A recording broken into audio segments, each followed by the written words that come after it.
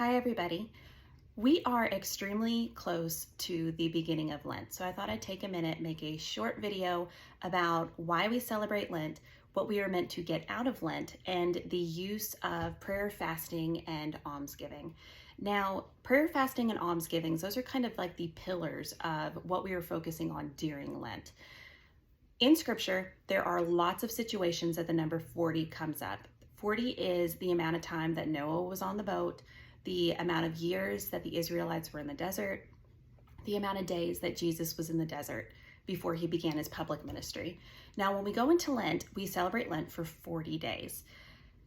One of the most, I guess for me, one of the biggest realizations I had when I was in school is the difference in translation when we go from the original Hebrew or Greek to English and how it just doesn't do it justice.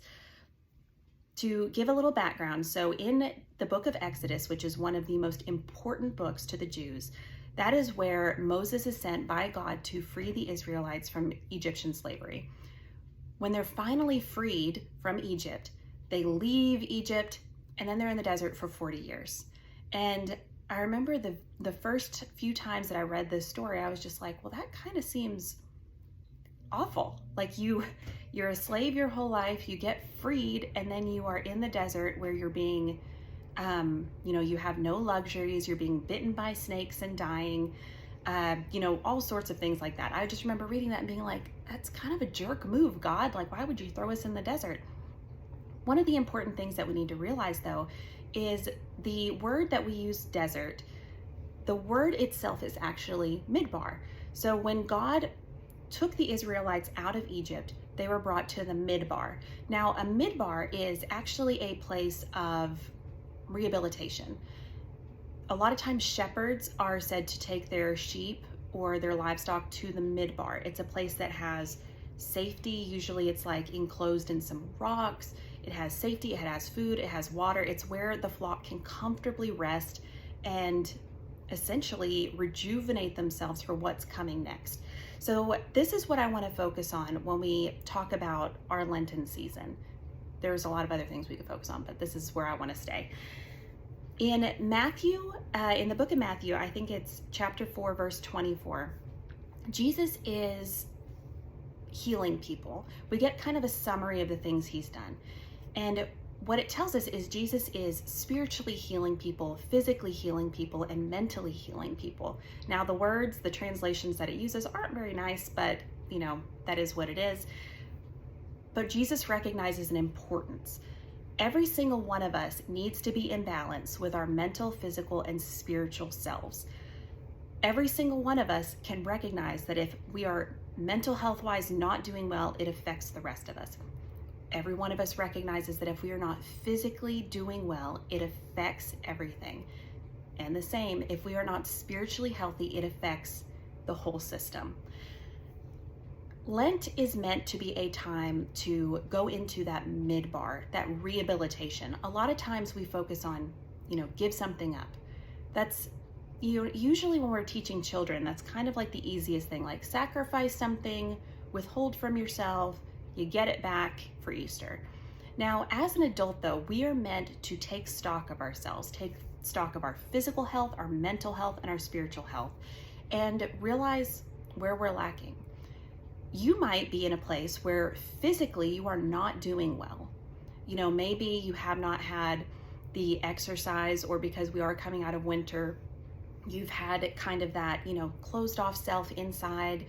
So maybe your midbar for Lent needs to be a physical rehabilitation to get you back on track with the rest of you, your mental, spiritual, and physical selves lining up.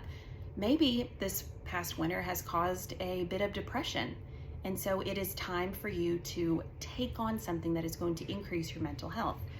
Additionally, it could just be spiritually. Spiritually, maybe you have been struggling, and it is time to take on something additionally that is going to strengthen your spiritual life. Now, when we talk about giving up something for Lent, if you are going to give up something in order to help your physical or mental or spiritual selves, make sure it is something that is actually going to cause you to be a different person at the end of Lent. This is kind of, it's not a New Year's resolution. It's not a weight loss plan. It is not a, I'm gonna bust out this novena and be finished with it. It is, this is who I am right now, and my goal is to be healthier in blank aspect of my life to get to here. So for me, this is something that started a little while back, but actually to help my mental health, one of my doctors said, okay, switch your workouts, begin getting up at 5 in the morning and working out 5 days a week at 5 a.m. I switched that, and it made a huge difference with my physical health, but also my mental health. Now, maybe you are struggling with your spirituality.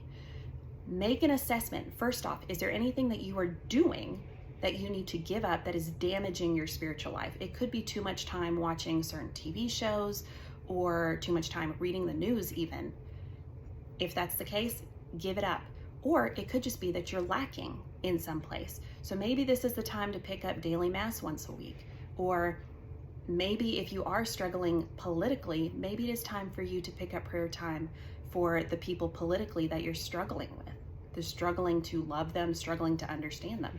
There's lots of different things. But as we go into Lent, it is an important time to take focus of yourself mentally, physically, and spiritually.